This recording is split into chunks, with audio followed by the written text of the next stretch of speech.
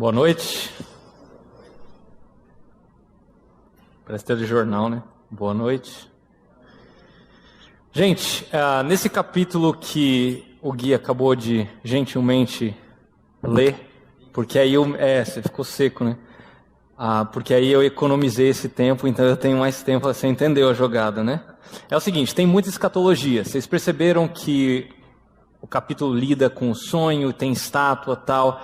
Eu quero adiantar para vocês que eu não vou entrar nesse assunto, tá?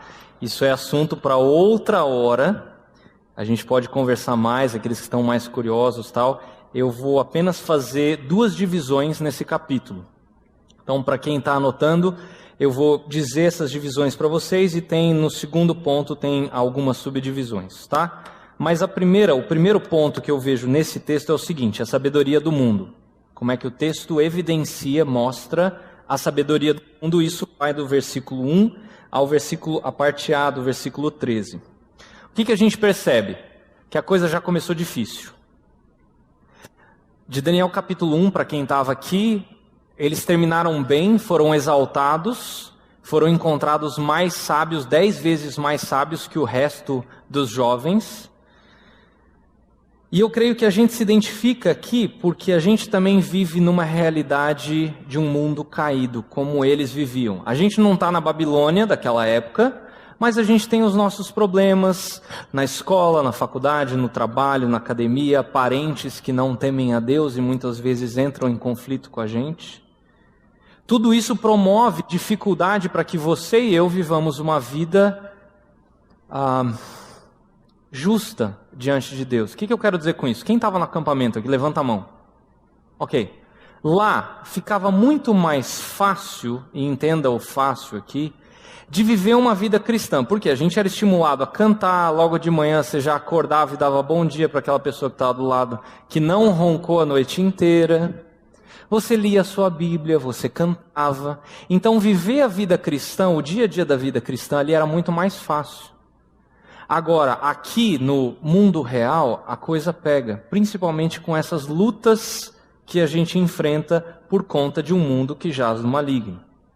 Nabucodonosor, a gente percebe aqui que ele estava pensando no futuro dele. Versículo 29, Daniel fala, né? Quando estavas deitado, ó rei, tua mente se voltou para as coisas futuras. Ele teve um sonho, ficou perturbado, e aí ele faz algo que era impensável para aqueles dias, algo que é impensável para nós, que temos a Bíblia toda, tem várias histórias sobre sonhos e visões, mas não tem nada parecido. E aí ele chama os caras, né, os encantadores, os sábios, e exige o que nenhum rei, até onde eu saiba, já exigiu de alguém. Olha, eu tive um sonho e eu quero saber o que significa. Aí os caras, tá bom, rei, conta o sonho e a gente conta o que significa. Não, eu quero que vocês me contam o que eu sonhei e o que significa. Como é que é? Ô rei, conta o sonho e aí a gente conta o que significa, a gente interpreta. Vocês estão querendo me enrolar, né? Eu estou vendo que vocês estão querendo ganhar tempo. Eu não vou dar tempo para vocês, ou vocês me contam, ou vocês estão mortos. Eu gosto da expressão, né? Fala que vocês vão ser cortados em pedaços. É da hora. E as suas casas vão se tornar montes de entulho. Tem que chamar umas caçamba lá. Os caras estavam certos de que eles podiam interpretar o sonho uma vez que o sonho fosse dado para eles. Mas adivinhar o sonho era impossível. Inclusive, eles falam da limitação da ciência do homem. É interessante como é que incrédulo muitas vezes fala verdades bíblicas. Já reparou isso? Olha o versículo 10 e o versículo 11.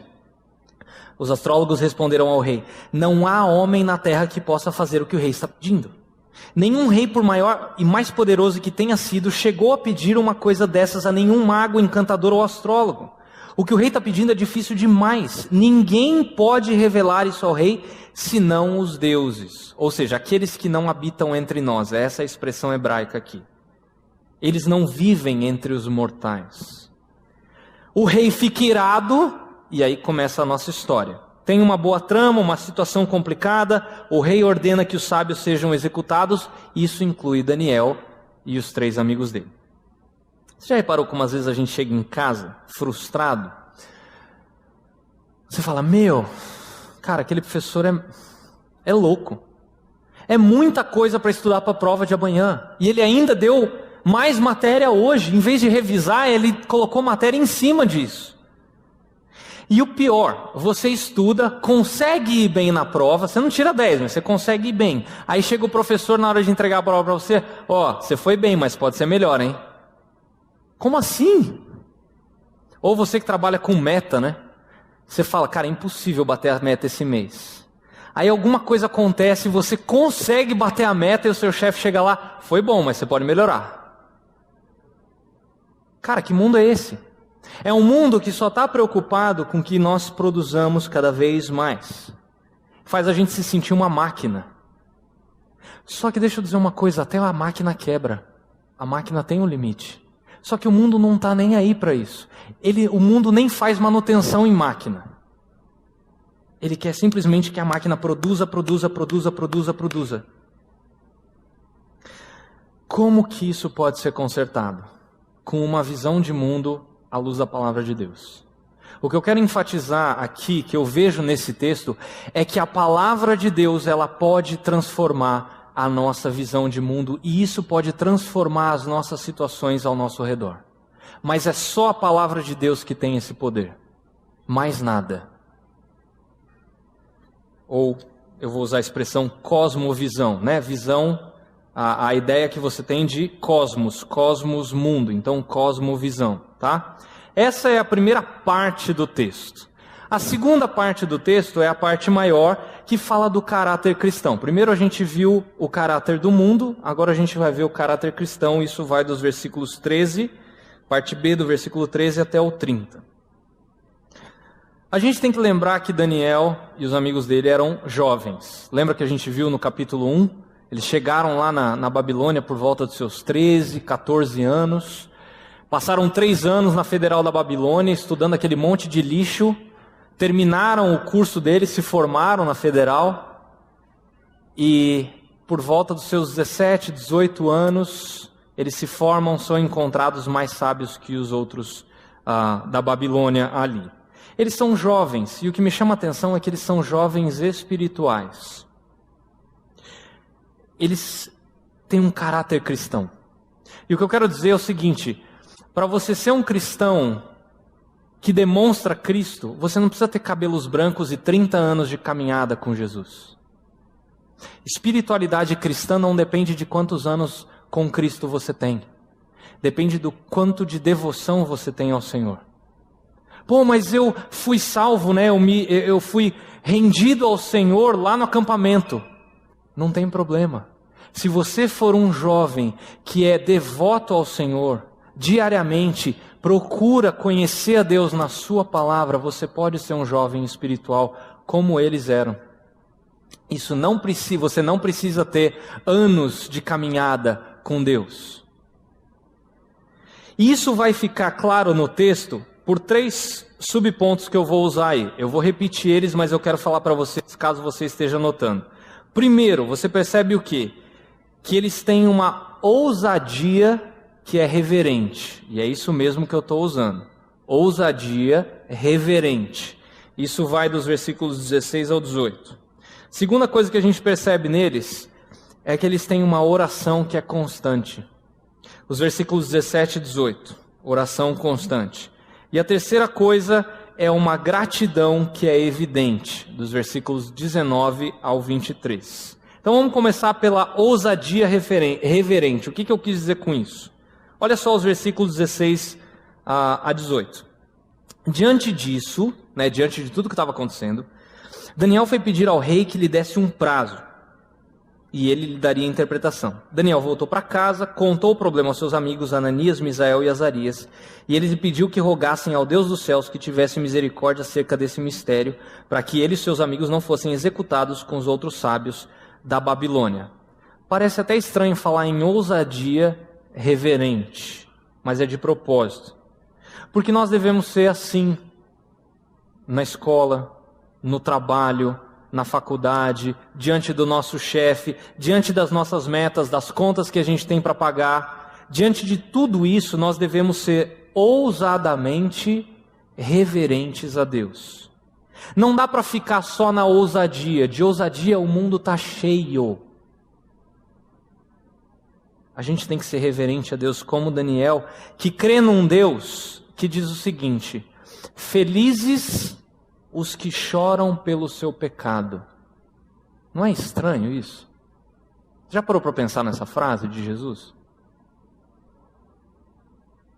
Felizes os que passam fome e sede por causa da minha justiça. O que é loucura para o mundo, ou seja, alguém feliz que está chorando, alguém que está angustiado, mas não desesperado, como Paulo fala. O que é loucura para o mundo é verdade para um cristão. Daniel, ele não tem uma ousadia em cima do potencial dele. Ele tem ousadia porque ele sabe o Deus a quem ele serve, e ele tem um temor a esse Deus. Lembra que os magos, versículo 8, o que eles pediram? Um tempo. Não é isso que o rei descobriu? Vocês estão querendo ganhar tempo, vocês estão querendo me enrolar. Ok. O que Daniel fez? Daniel foi ousado e se colocou na presença do rei, pedindo aquilo que o rei não queria dar, que era tempo. Olha o versículo 16. Diante disso, Daniel foi pedir que o rei lhe desse um prazo. E aí? O rei deu. O cuidado de Deus começa a se mostrar aí, de como é que até o coração do rei está na mão do Senhor, como Provérbios 21 fala. Agora, algo muito interessante para mim aqui é o versículo 17. Olha só, Daniel voltou para casa e contou o problema a seus amigos. Tá. O que vai acontecer aqui, ele dá início no capítulo 2 e também tem o desfecho no capítulo 5. Daniel, pelo texto, nós não sabemos se Daniel já sabia que ele tinha o dom de interpretar sonhos ou não. O texto não nos diz isso. Então Daniel, se Daniel ele não sabia do dom, esse pedido de tempo era para que ele orasse e pedisse para Deus revelar. Ele não sabia se Deus ia dar. Agora, se Daniel já sabia, e ele pede um tempo, para fazer o quê? Para orar, para agradecer a Deus. Olha o caráter dele. Por quê? Daniel entendia o seguinte: se Deus não estiver comigo, o meu dom, o meu talento é em vão. Não adianta você ser a pessoa mais talentosa do mundo. Se Deus não estiver nisso, um abraço. Isso vai para o lixo. Imagina só, e eu me enxergo muito nesse ponto aqui. Se eu fosse Daniel e soubesse que eu tinha o dom, provavelmente eu ia falar para o rei: rei, senta aí que eu vou te contar. Eu já sei. Eu vou falar para você o que aconteceu. Mas, embora ele tivesse a habilidade, ele se volta para Deus, e isso é muito importante para nós. Por quê? Às vezes, nós temos a tendência a confiar muito naquilo que a gente sabe fazer. Como seria bom se nós, enquanto cristãos, quando a gente está diante de alguma coisa que a gente está careca de saber, né? É fácil para mim executar tal tarefa, e nós falássemos assim: Senhor, me usa de novo. Cuide para que eu faça tudo conforme o teu agrado. Permita, Senhor, que eu faça isso ou aquilo de uma maneira correta, de uma maneira que te agrada. Passa longe essa noção de que a gente tem que depender de Deus, principalmente para coisas que a gente sabe fazer. E o pior é que aí as pessoas não ajudam, né? Elas chegam e dão um tapinha em nós: cara, você mandou muito bem. E aí o nosso ego vai lá em cima, né? Não, tudo que você faz, fica show. E aí, se bobear, a gente perde de vista a ideia de que a gente tem que ser ousado à medida que nós reverenciamos a Deus. Porque se o Senhor não abençoar, o dom é em vão. Segunda coisa, a oração constante, os versículos 17 e 18. Daniel voltou para casa, contou os problemas aos seus amigos e pediu que lhes rogassem ao Deus do céu que tivesse misericórdia. Depois de pedir misericórdia para os homens, ele pediu para o rei, ele fala, ó, me dá um tempinho. Ele vai e pede misericórdia para Deus. Aqui é a primeira evidência que a gente tem no livro de Daniel, que Daniel era um homem de oração. Vai aparecer também no capítulo 6, Cova dos Leões, que a gente vê Daniel orando. E também, para mim, uma das orações mais bonitas da Bíblia, que está lá no capítulo 9, dos versículos 1 a 19. É fantástico. De ver que ele era alguém que orava constantemente. E o mais interessante é que ele influencia os amigos a fazerem o mesmo. Ele não fica só na oração individual. Ele faz isso ser contagiante para quem está perto dele. Até essa prática. Por que eu estou falando isso? Se você já nasceu de novo, você entende que a cruz nivelou todo mundo no mesmo patamar. Todo mundo é pecador, como Romanos fala, e todos carecem da glória de Deus. Sem Cristo morrendo na cruz e ressuscitando, não existe salvação para ninguém, porque todos pecaram. Todos estão aquém do padrão de Deus. E é só Cristo morrendo na cruz e nós, crendo no sacrifício, morte e ressurreição de Jesus, é que nós podemos ter a vida eterna por conta da fé, por meio da fé. E aí, quando o cristão ele nasce de novo, a ordem que nós temos no Novo Testamento, principalmente, é que nós tenhamos comunhão uns com os outros. Só que comunhão é um termo muito mal compreendido, já reparou isso? A gente geralmente pensa que comunhão é comer pizza, é uma programação da igreja, é ver um filme, é estudar a Bíblia junto, porque afinal a gente é crente, né? Será que comunhão é isso? Ou é só isso? Comunhão, à luz do Novo Testamento, significa a gente fazer parte da mesma vida. Você não está num corpo diferente, você está no mesmo corpo. Quem nasceu de novo e faz parte, por exemplo, dessa igreja local, faz parte de um mesmo corpo. Você não vive separado. Aliás, se você tentar pegar um órgão de dentro de um corpo e colocar ele em cima de uma mesa, o que vai acontecer? Ele morre. Ele só está vivo dentro do corpo. Então esse negócio de falar assim, eu sou igreja, mas eu não preciso ir lá eu não preciso congregar, eu sozinho sou igreja. Cara, desculpa, mas você está lendo uma Bíblia que eu desconheço, eu nunca li isso. A Bíblia fala que comunhão é nós participarmos da vida uns dos outros. Amanhã de manhã nós vamos estudar isso aqui. Se você quiser, vale a pena você estar aqui amanhã conosco no culto. E uma das coisas erradas que vem na bagagem dessa ideia é o outro lado, né? Gente que está dentro e fala assim, de uma pessoa que está fora, fala assim, essa pessoa não está em comunhão com Deus. Opa! Como assim? Se você não está em comunhão com Deus, você está morto.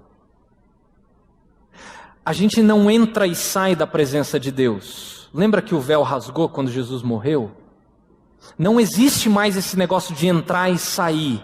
Nós estamos entrando na tua presença. Não. Nós vivemos na presença de Deus. A gente não sai da presença de Deus. Se você tiver dúvidas quanto a isso, vale a pena ler Efésios capítulo 4. Porque de acordo com as Escrituras, uma vez salvo, para sempre salvo. A gente pode ter a comunhão manchada pelo pecado, aí é outra coisa. Mas a gente não deixa de ter comunhão com Deus, uma vez que nós nascemos de novo, ok? Então, comunhão é você afiar o seu irmão. Tem um versículo em Provérbios que diz isso. Assim como ferro afia o ferro.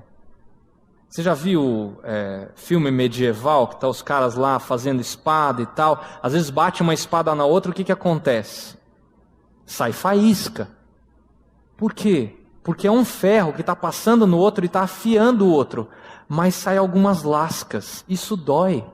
Mas isso faz com que uma espada possa afiar a outra. Mesma coisa que você faz com faca. Esse é o processo que Deus fez. Isso é comunhão. É participar da vida um do outro. Daniel estava no mesmo nível que os seus amigos, e ele chama os seus amigos para orar. Terceiro, uma gratidão evidente, dos versículos 19 a 23. Daniel reage à revelação que Deus deu para ele com uma extrema gratidão, por duas coisas. Se você olhar aí, olha o versículo 23. Eu te agradeço e te louvo, ó Deus dos meus antepassados. Tu me deste sabedoria e poder, e me revelaste o que te pedimos. Revelaste-nos o sonho do rei. Ele louva a Deus por duas coisas. Pela sabedoria de Deus, por revelar aquilo que é misterioso, e pelo poder de Deus, por Deus ter os reinos nas suas mãos. Daniel também louva o fato desses atributos de Deus serem perceptíveis. A parte B do versículo 23 fala isso. Ó, tu me deste sabedoria e poder e me revelaste o que te pedimos. Tem algumas coisas que Deus não compartilha conosco.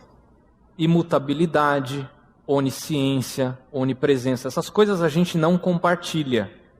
Mas tem outras coisas que Deus compartilha conosco. Você é um ser amoroso, porque Deus é amor. Você é alguém que pode perdoar, porque Deus perdoa. Você compartilha desses atributos de Deus. Por que isso é importante? Porque quando Deus compartilha esses atributos com você e comigo, Ele nos faz mais parecidos com o nosso Pai. Então, não é só o fato, apesar disso ser fantástico, mas não é só o fato de nós sermos legalmente adotados por Deus. Isso já é maravilhoso. Mas além de nós sermos adotados, a gente tem a possibilidade de se parecer com o nosso Pai. Cara, isso é fantástico. Mas isso só acontece quando nós andamos perto dele. Quer ver um exemplo disso que eu acho muito legal? Todo mundo conhece Pedro, o apóstolo Pedro. O cara fez muita besteira enquanto andava com Jesus. Ele deu muita bola fora. Chegou até a negar o Salvador. Mas aí, ele tem um encontro com Cristo. Ele nasce de novo. E esse homem, que chegou até a negar o Salvador, a tal da blasfêmia contra o Espírito Santo, ele se arrepende, crê no Salvador, e ele é usado por Deus para iniciar a igreja. Se você olhar em Atos 2, sabe quando você vê em filme que tem uma fileira assim, e aí todo mundo dá um passo para trás e só fica um cara bobo na frente? Ali foi o contrário, tinha uma fileira de apóstolos ali, e Pedro fez assim, e Pedro prega, e pela graça de Deus 3.000 pessoas se convertem. Foi Pedro, aquele cara. O primeiro gentil a se render aos pés da cruz foi Cornélio. Quem que pregou para ele? Pedro. Pedro foi o homem que Deus usou para iniciar a sua igreja. Aquele lá, meia boca. E tem um episódio muito legal em Atos 4, onde Pedro está sendo acusado e ele está diante de vários doutores, gente que tinha PhD, pós-doutorado na lei. E Pedro era o quê? Pescador. Ele era iletrado. E aí o que acontece? Pedro começa a discursar para aqueles caras, aqueles doutores lá. E aí eles olham e falam o seguinte: como é que esse cara, que mal sabe ler e escrever, fala tão ousadamente? Que tipo de autoridade é essa com que esse homem está falando? Isso acontece quando um pescador se rende aos pés do Senhor, diariamente busca Deus, e esse pescador humilha até quem é PhD no mundo. Eu não estou falando para você não estudar e não buscar títulos, tá? O que eu estou falando é que a sabedoria de Deus sobrepõe a sabedoria do mundo. Seja qual sabedoria do mundo você quer colocar aqui, a sabedoria de Deus está acima. Daniel estava certo de que ele tinha recebido sabedoria e poder extraordinário para interpretar, mesmo antes de revelar o sonho para Nabucodonosor. Percebeu isso? Ele acaba de orar e agradece a Deus. Provavelmente eu faria o seguinte: Senhor, só um pouquinho, deixa eu ir lá, conferir com Nabucodonosor, se tiver certo eu volto e te louvo. Daniel não. Daniel falou na hora: Senhor, muito obrigado porque o Senhor me revelou aquilo que eu estava precisando. Eu quero concluir. Nossa, já? Eu quero dar um tom diferente daquilo que geralmente a gente ouve sobre Daniel. Até agora a gente viu como é que a gente pode aprender com as características de Daniel. Você reparou que eu fui dando esse tom. Olha como é que Daniel fez isso, olha como Daniel agiu assim. Taranã, taranã, taranã, taranã. Mas tem um problema aí. Eu já me peguei contando a história de Daniel e eu vou criticar aquilo que eu já fiz. Então não se sinta mal se você já fez o que eu vou descrever aqui, porque eu já fiz isso algumas vezes. Sem perceber, muitas vezes nós exaltamos mais a Daniel do que o Deus de Daniel. Quando eu contava essa história e outras histórias para crianças, quando eu dava aula para criança, querendo aplicar, minha intenção não era ruim. O que eu fazia? E talvez você se identifique comigo. Gente, vocês têm que orar como Daniel fazia. Vocês têm que obedecer o papai e a mamãe como José fez. A gente não pode brigar com um amiguinho, isso não é amor ao próximo. Gente, isso é apenas falar da conduta da criança, não é falar daquilo que Deus fez por ela. Sem perceber, nesse tom, nós somos absurdamente moralistas. Se a gente faz isso, a gente não difere muito de um livro de história infantil que tem uma moralzinha no final. É a mesma coisa. Eu já vi pregações que falam que nós temos que ser como Daniel. Eu já vi um cara que falou que a gente tem que ser corajoso como Daniel lá na fornalha. Eu falei, peraí, Daniel nem está na fornalha, cara. Você tem que ser como Davi, que em nome do Senhor destrói o gigante. Está errado. A figura de Davi ali não é a nossa figura. Sabe qual que é a nossa figura? A do povo que estava acuado. Quem que vence por nós? Jesus. Davi está prefigurando Jesus que mata o gigante. É ele que vence, a glória é dele, não nossa. É o nosso Salvador que vence os gigantes por nós, e é ele que tem que ganhar toda a glória. O capítulo 2 aqui não é sobre Daniel, e sim sobre o rei, com R maiúsculo, de Daniel. Ele usa a boca de Daniel para falar da sua majestade. A gente vê isso nos versículos 27 a 29, olha só. Nenhum sábio, encantador, mago ou adivinho é capaz de revelar ao rei o mistério sobre o qual ele perguntou. Mas existe um Deus, Deus de letra maiúscula aí, ó, nos céus, que revela os mistérios. É importante notar que Daniel não se destaca, ele não se promove. Olha o versículo 30. Quanto a mim, esse mistério não me foi revelado porque eu tenho mais sabedoria do que os outros homens, mas para que tu, ó rei, saibas a interpretação e entendas o que se passou na tua mente. Olha a postura de Daniel, que legal. Nós, às vezes, nos confundimos na hora de falar do evangelho. E entenda, eu estou querendo ser bem amoroso aqui, porque todos esses erros que eu estou levantando, eu já cometi. Mas eu já ouvi assim, eu gostaria que você entendesse como é que Deus pode se encaixar na sua história. Está errado. Somos nós que somos encaixados na história de Deus, e não o contrário. Nós que, como eu ouvi certa vez, nós somos uma página em um livro. Esse livro, essa página pode ser maravilhosamente escrita, mas se ela for arrancado desse livro, que é o próprio Deus, essa página não faz sentido. O livro continua fazendo sentido sem uma página, mas essa página solta não. Deus nos chamou para que Ele seja visto e ouvido, não nós. E eu estou pregando para mim. E Daniel faz isso. Olha, rei, outros reinos virão e o teu reino vai cair. Ele confronta o rei. Ele fala, tem um reino que é maior do que o teu. E o interessante é que a impressão que dá é que Daniel, de uma maneira delicada, mas ele põe o dedo na cara de Nabucodonosor. Só que Daniel era um menino, como um amigo meu falou, ele fedia leite ainda. E Nabucodonosor era o rei, cara. Daniel era um pivete.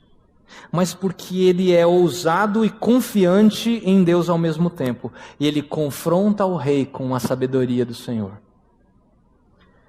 Como que Daniel fez isso? E aqui eu quero abrir um grande parênteses, eu acho que a gente tem tempo para isso. Sim. A defesa da fé ou apologética, como muitos de vocês já devem ter ouvido falar nessa palavra, do grego apologia, é entendida por muitas pessoas como a gente ficar acuado. É como se você tivesse o escudo do Capitão América, em tempos de Avengers, e você só recebesse as balas aqui, e pronto, você só vai desviar das balas. Mas o que o próprio Capitão América faz com aquele escudo? Ele ataca. Isso é apologética. Pô, mas como assim, cara? A ideia de Deus é que nós viremos o jogo. É dizer para uma pessoa que está confrontando a nossa cosmovisão assim: a maneira com que você enxerga o mundo está distorcida. E eu vou te mostrar. A apologética, ela é ofensiva. Se você estiver anotando e quiser ver isso mais tarde, 2 Coríntios 10, versículos 4 e 5, Paulo usa duas expressões fantásticas sobre isso. Ele fala, nós temos que destruir fortalezas e anular sofismas. Sofismas é a sabedoria do mundo. Entenda bem, eu estou falando assim, a sociologia que aponta para o homem e não para Deus, a psicologia que aponta para o homem e não para Deus, esse tipo de sabedoria que aponta para o homem e não para Deus. E Paulo está falando o quê? Nós temos que, com a sabedoria divina, destruir esse tipo de coisa. Gente, isso não é uma linguagem suave, a gente não tem que confrontar em amor. A linguagem de Paulo aqui é uma linguagem bélica, é de batalha. Verbos que apontam para a guerra. O que eu estou querendo dizer com isso? A gente tem que estudar a palavra de Deus. E estudar a palavra de Deus, e conhecer a palavra de Deus, e pedir sabedoria, como o Tiago fala para a gente pedir diariamente. Provérbios tem 31 capítulos. Você já parou para pensar que você pode... um mês sim, um mês não, ler Provérbios, um capítulo por dia? E aí quando acabar o ano, você vai ler Provérbios 6 vezes. E é um livro que vai te ajudar a conhecer muito a respeito de quem Jesus é, porque a personificação da sabedoria é o próprio Jesus. É muito legal isso. Nós devemos conhecer a Deus e mostrar a inconsistência do mundo. E quando você fizer isso, eu quero te alertar, a reação provavelmente vai ser forte. Ou de repensar a vida, e provavelmente num coração desse é possível que haja conversão, ou de repulsa, mas não se entristeça. Se você está sendo sal, você está caindo na ferida do pecado, isso significa que está havendo cicatrização. Se você pregar o evangelho, falar para uma pessoa que ela é pecadora, que ela está destinada a ir para o inferno, mas que o Senhor Jesus morreu para pagar justamente a pena que ela não podia pagar, pode haver repulsa, mas isso não é ruim. Significa que o sal está fazendo o seu efeito na ferida. Pô, mas como é que eu faço isso? E eu sei que isso muitas vezes é difícil, e eu quero dar uma ideia para vocês. Eu quero pegar 4 pontos, que são mais ou menos comuns para todos aqui. A primeira coisa é que todo debate público é religioso. O que eu quero dizer com isso? Quando as pessoas falam que no trabalho, sobre política, na escola, na faculdade, a gente tem que ser neutro em relação à religião, eu já vou adiantar que isso está errado. Todo juízo moral requer uma base religiosa. Eu vou repetir isso. Todo juízo moral requer uma base religiosa, inevitavelmente. Todo o ser humano é inerentemente religioso. E eu não estou usando religião no sentido pejorativo, ou no sentido, não pejorativo, no sentido negativo, como muitas vezes a gente fala, né? Eu estou dizendo o seguinte, todo homem crê em algo. O que a gente aprende lá na escola? Que o homem é homo sapiens. Só a Dilma que pensa diferente. O que quer dizer isso? Que o ser humano pensa, ele é aquilo que ele pensa. Só que o ser humano não é só o que ele pensa, o ser humano é mais do que isso. Ele pensa porque ele é um adorador por natureza. Como um professor meu falou, o ser humano é homo religioses, a palavra latina para dizer que o ser humano é religioso. Aí vai ter gente que não vai concordar e vai dizer que religioso é quando você crê num Deus pessoal. O budismo não crê num Deus pessoal e ainda assim é considerado uma religião. E aí? Ah, não, mas religioso é aquele que crê em coisas sobrenaturais. Os hindus não creem que existem coisas sobrenaturais, ele crê que o espiritual está dentro da matéria, não tem nada sobrenatural. No entanto, todo mundo fala que os hindus são um grupo religioso. E aí? Quando eu falo que todo ser humano é religioso, eu quero dizer que todo o ser humano tem uma maneira de enxergar a vida. Aquilo que você crê, a sua cosmovisão, a sua visão de mundo, aquilo que pelo qual você vive, você morre, isso é a sua religião. Por isso que podemos dizer que todo discurso secular é inerentemente religioso. Pasme, até um ateu é religioso, porque ele crê que não existe Deus. Ele crê em alguma coisa. Aliás, já parou para pensar que o ateu precisa de Deus para ser ateu? Interessante isso, né? A gente precisa falar sobre essas coisas. Para esse pessoal de fora aí, perceber que nós não estamos sendo manipulados aqui dentro. Não existe uma lavagem cerebral que está acontecendo aqui dentro. Embora em muitas igrejas ditas evangélicas por aí é o que acontece, mas a gente precisa estudar a palavra de Deus. E não deixar que esse discurso que existe por aí, que dizem ser a verdade, anule aquilo que é a verdade com a maiúsculo, que é a palavra de Deus. Segundo, essa ideia de que o relativismo, ele não é um absoluto, isso também está errado. A gente ouve a frase assim, mas você tem que ser mais tolerante, você tem que ser tolerante. O mundo prega isso de uma forma tão agressiva que até os cristãos têm absorvido essa ideia e têm vivido uma vida cristã bem meia boca. A minha verdade é diferente da sua verdade. Aquilo que eu penso é o que importa. Você pode falar outra coisa, mas o que importa é o que eu acho que é certo. Você já ouviu isso? Já ouviu aquela história de que nós somos como um cego que toca o elefante? Algumas pessoas pensam que é uma árvore, que é um tronco de uma árvore. Por quê? Porque abraçaram a perna do elefante. Tem outras pessoas que pensam que aquilo ali é um muro, porque eles estão apalpando o tronco do elefante. Tem outras pessoas que pensam que é uma grande cobra, porque eles estão pegando na tromba do elefante. Então, cada um tem a sua verdade, é isso que o mundo prega. Essa ilustração ela é comum, principalmente na área de filosofia mundana, ok? Humanista. Só que essa ilustração está furada, sabe por quê? Para você saber que você tocou numa parte do elefante, alguém precisa estar vendo todo. Alguém precisa dizer que existe um elefante. Como é que você sabe que isso é uma parte do elefante e não o todo? Mas é a maneira do mundo dizer, fica com a sua verdade que eu fico com a minha. Não, a verdade está por trás e tem alguém que enxerga o todo. E esse que enxerga o todo não é você e não sou eu, é o próprio Criador. Outra, o naturalismo, ele não sustenta a dignidade humana. O que eu quero dizer com isso? Existem pessoas que argumentam que nós viemos do nada e acreditam que depois que essa vida acaba, nós voltamos a ser nada.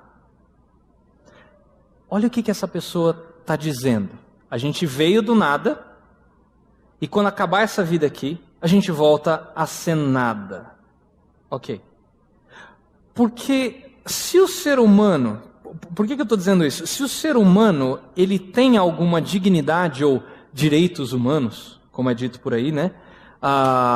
Como é que alguém que nasce do nada e vai para o nada, em vida, deixa de ser nada? Opa, tem alguma coisa errada aí. Se ele veio do nada e vai para o nada, por que em vida ele se torna alguma coisa? Dignidade não se desenvolve, dignidade é impressa. Por exemplo, pensa numa criança, eu tenho uma filha, é fácil para eu imaginar isso. Quando ela nasceu, a Raquel e eu, nós cuidamos dela, porque nós entendemos que ela era digna de ser cuidada, mas ela não fez nada para a gente tratá-la com carinho. Ela simplesmente apareceu. Por quê? Porque foi Deus que imprimiu essa dignidade nela. Quando fez ela a imagem do Criador, conforme a semelhança do Criador. É aí que está o valor humano. Direitos humanos acontecem porque nós fomos feitos à imagem do Criador. Deus imprimiu essa dignidade no ser humano. Então isso faz, a partir da minha cosmovisão, com que eu trate outro ser humano com dignidade, porque eu entendo que ele, por mais que seja um ladrão, ele é a imagem conforme a semelhança de Deus. Mesmo que o pecado tenha deturpado isso, ele ainda assim é uma criatura que foi criada à imagem de Deus. E isso tem que mudar a nossa cosmovisão. Outra coisa, última, que muitas vezes é uma grande discussão aí, né? Que é o problema do bem. Para muitos cristãos, as pessoas ficam acuadas na hora de responder isso. Porque vem um incrédulo e fala assim, como é que você crê num Deus que é onipotente, é bondoso, diz que é amor, mas existe tanto sofrimento no mundo? Alguém já foi questionado assim? Levanta a mão, só para eu ter uma ideia. Basta a maioria. Como é que você responde? Quando a gente pergunta isso, essa pessoa tem um problema maior para responder que você. Essas pessoas acham que o nosso Deus, sendo bondoso, ele podia evitar todas as tragédias do mundo, e ele não faz isso, é porque ele é mau e injusto. Agora, mau e injusto da perspectiva de quem? Quem definiu que Deus é mau e quem definiu que Deus é justo? Qual é o padrão de justiça e moralidade que essa pessoa está usando? Se nós temos esse problema do mal para responder, o incrédulo tem o problema do bem. Ele não sabe explicar por que uma coisa é certa ou errada, justa ou injusta. Da onde que veio isso? Porque eles não têm um padrão moral. Tem muita gente que diz por aí que não precisa acreditar nesse Deus que tem leis morais como padrão de moralidades. Ok, me mostre de onde que vem a sua moralidade. Já que você crê que você é um produto do desenvolvimento de uma ameba que chegou em você agora. Aonde que moralidade foi impressa nesse processo? Bilhões de anos? Não. Ah, mas espera aí, a moralidade vem daquilo que é útil para as pessoas. Tá bom, roubar é útil para um ladrão. Não. Peraí. Não me engana. Eu estou falando aquilo que as pessoas sentem, né, no seu interior. Tá bom, fala isso para um psicopata que segue o seu coração e as inclinações do seu interior, que sai matando todo mundo. Não é disso que eu estou falando. Eu estou falando daquilo que é o melhor para a maioria. Tá bom, você acabou de criar aí o preconceito contra as minorias. Cara, o discurso deles ele é incoerente. Como é que a gente vai entender isso?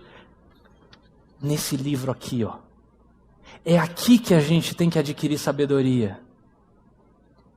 Se não existe um padrão fora desse mundo, daquilo que é certo, justo e bom, não tem como falar se a atitude de alguém é certa, justa e boa.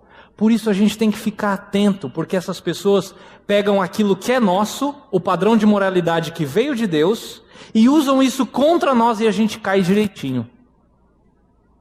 A nossa cosmovisão, à luz das Escrituras, ela é tremendamente coerente porque vem de Deus, e Deus não erra. Não é soberba. É só olhar para o capítulo 1 de Daniel. Eles foram encontrados 10 vezes mais sábios. Cara, 10 vezes. Não é uma vez ou duas, eram 10. Você sabe o que é isso? É sabedoria de Deus, uma cosmovisão bíblica. Por isso que eu enfatizo para vocês o quanto é importante estudar a Bíblia. Isso não é uma tarefa de pastor. Isso é tarefa de todo crente. Se você conhece mais sobre Game of Thrones do que você conhece da Bíblia, cara, tem alguma coisa errada com a tua vida cristã. Se você conhece mais sobre Vingadores do que da palavra de Deus, tem alguma... E repense a sua salvação. Eu vou até mais longe. porque é fácil a gente gastar tempo com outras coisas. O nosso papel aqui nesse mundo é testemunhar. Daniel fala que outros reinos vão vir e que esses reinos também vão cair. Isso vai do versículo 31 ao 35, mas tem um reino maior que não vai cair, que é o reino do próprio Deus. A estátua, ela representa a inimizade dos homens para com a pedra ali que é Deus, que vai destruir todos os reinos. A gente tem que testemunhar. Mas qual que vai ser a reação do incrédulo quando eu testemunhar? Quando eu partir para a apologética ofensiva, né? Dificilmente eles vão enxergar Deus em nós. No sentido de se submeter a Deus. Olha os versículos, e eu quero encerrar aqui, 46 a 48. Então o rei Nabucodonosor caiu prostrado diante de Daniel. Prestou-lhe honra e ordenou que lhe fosse apresentada uma oferta de cereal e incenso. O rei disse a Daniel: não há dúvida de que o seu Deus é o Deus dos deuses, o Senhor dos reis, e aquele que revela os mistérios, pois você conseguiu revelar esse mistério. Quando a gente geralmente conversa com essas pessoas, elas olham para nós em vez de olhar para Deus. Isso mostra que não houve conversão. Mas a gente às vezes tem uma tentação de olhar, né? A gente olha para o versículo 46, ignora o versículo 46 e olha para o 47 só e fala: caraca, Nabucodonosor se converteu ou foi convertido, vamos batizar ele é crente agora.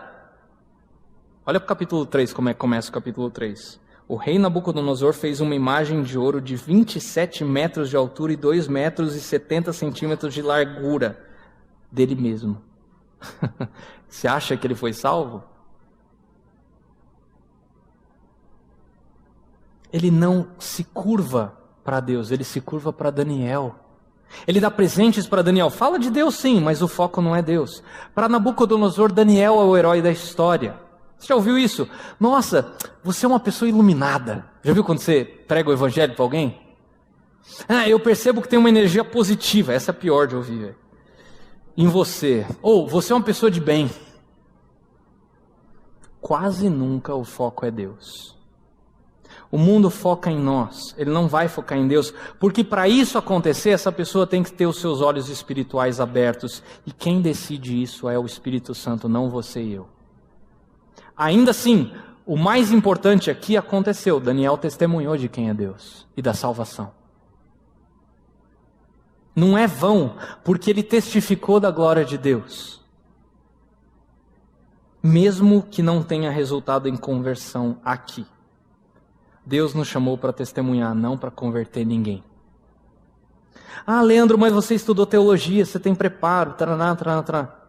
Eu quero fechar com algumas palavras de Jesus, eu quero que você ouça, eu não quero que você abra lá. Eu quero que você ouça aquilo que Jesus falou para os seus discípulos, em Lucas 21. Olha só. Mas antes de tudo isso, prenderão e perseguirão vocês. Então os entregarão às sinagogas e prisões, e vocês serão levados à presença de reis e governadores, tudo por causa do meu nome. Será para vocês uma oportunidade de dar testemunho. Foi o que Daniel fez. Mas convençam-se de uma vez de que não devem preocupar-se com o que dirão para se defender. Pois eu lhes darei palavras e sabedoria a que nenhum dos seus adversários será capaz de resistir ou contradizer. Quando você acha que vai ser difícil na sua escola, no seu trabalho, na faculdade, na empresa, com uma família que é difícil, tenha a ousadia de falar de Deus e saiba que Ele vai estar com você, te dando palavras de sabedoria. Ainda que ninguém seja convertido pelo Senhor, testemunhe, e você vai ser uma bela página dentro do livro de Deus. Vamos orar? Senhor Deus, eu sei que nós temos um desafio gigante pela frente. Tem pessoas aqui que lutam com chefes que são difíceis, com professores que ou com um sistema de vestibular que exige absurdos hoje, com familiares que nos oprimem por não ter mesmo Deus que nós. Mas o Senhor nos chamou para virar a mesa em Teu nome. E eu peço, Deus, aqui, sinceramente, para que aqueles que estão dispostos a andar mais perto contigo, que o Senhor os encha de sabedoria. Que essas pessoas busquem na Tua palavra a fonte de sabedoria. Que nós estudemos sim, que nós façamos a nossa parte com aquilo que nós temos que, com os cursos que nós temos que fazer, com as metas que nós temos que alcançar, mas que a nossa dependência final por sabedoria não venha de livros escritos por seres humanos que olham apenas para o ser humano, mas que nós olhemos para aquele com A maiúsculo, que sustenta o universo, sem fazer força. Nós te agradecemos, Deus, porque nós podemos ter um relacionamento pessoal com esse Deus. E nós te pedimos por aqueles aqui que talvez ainda não tenham tido um encontro real contigo, que o Teu Espírito possa incomodar tal pessoa ou tais pessoas, para que haja salvação. Muito obrigado, Deus, porque o Senhor é um Deus de sabedoria e de poder, e esse tipo de coisa o Senhor compartilha conosco. Nós te agradecemos, em nome de Jesus. Amém.